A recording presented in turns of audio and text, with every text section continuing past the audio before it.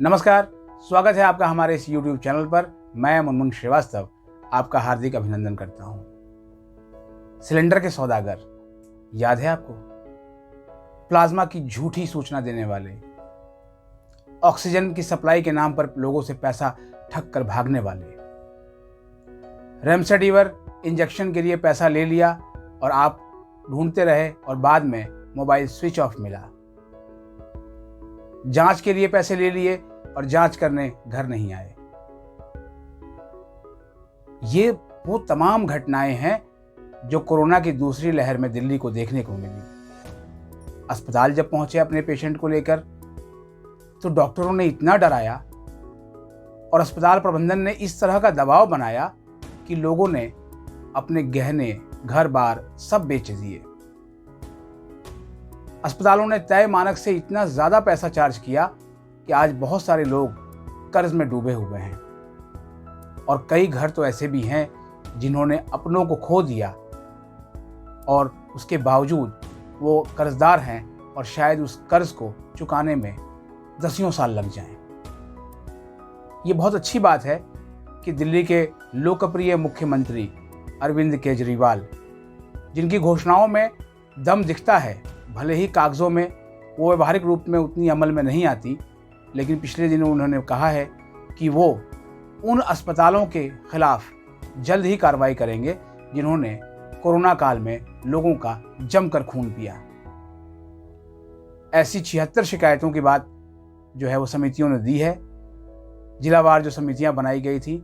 लेकिन ये 76 शिकायतें तो केवल ऊंट के मुंह में जीरा हैं।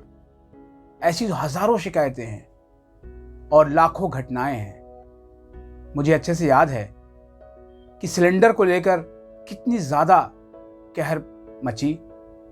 लोगों ने सिलेंडर का पैसा दिया, जो सिलेंडर उन्हें 300-400 रुपये में मिल जाना चाहिए था वो 20-20 हज़ार रुपये उसके लिए लिए गए और धोखाधड़ी वाली लीड मिली। वो 20 हज़ार रुपये भी गए और सिलेंडर भी नहीं मिला और सिलेंडर के इंतज़ार में कोरोना संक्रमित ने तड़प तड़प के अपनी जान दे दी।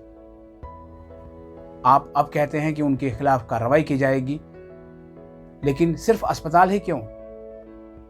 वो तमाम नंबर क्या लोगों से नहीं मंगाए जा सकते?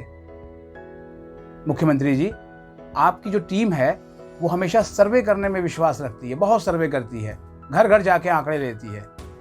आप दिल्ली के हर घर में अपने उन सर्वेयर को, उन वॉलंटियर्स को भेजिए और पूछिए कि कोरोना की जो दूसरी लहर उन्होंने झेली, उन्हें किस तरह की अनियमितता का सामना करना पड़ा।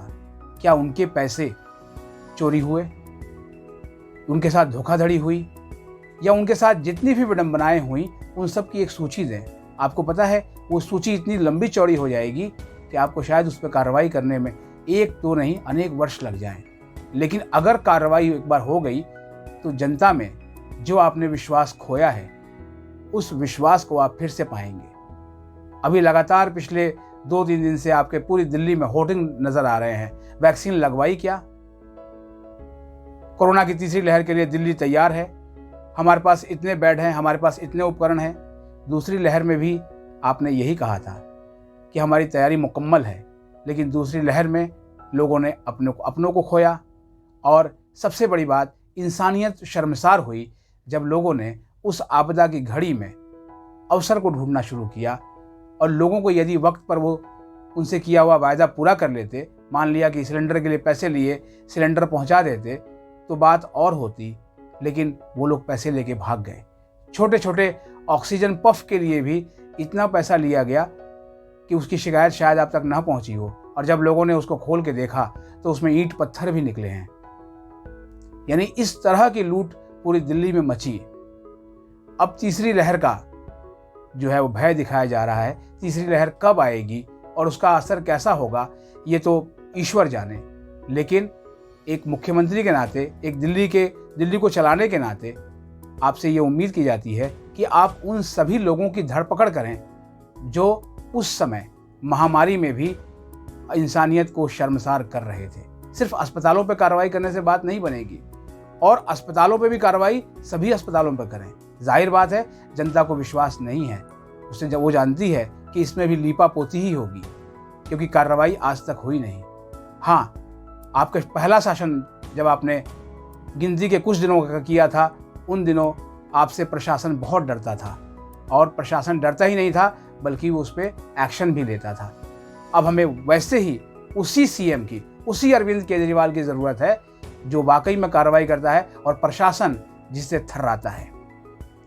दोस्तों, उम्मीद करते हैं आपको हमारा ये वीडियो पसंद आया होगा। यदि आपको ये वीडियो पसंद हो तो हमें अधिक से अधिक सब्सक्राइब करें, लाइक करें और शेयर करें। मिलते हैं फिर और एक एपिसोड के साथ। तब तक के लिए नमस्कार।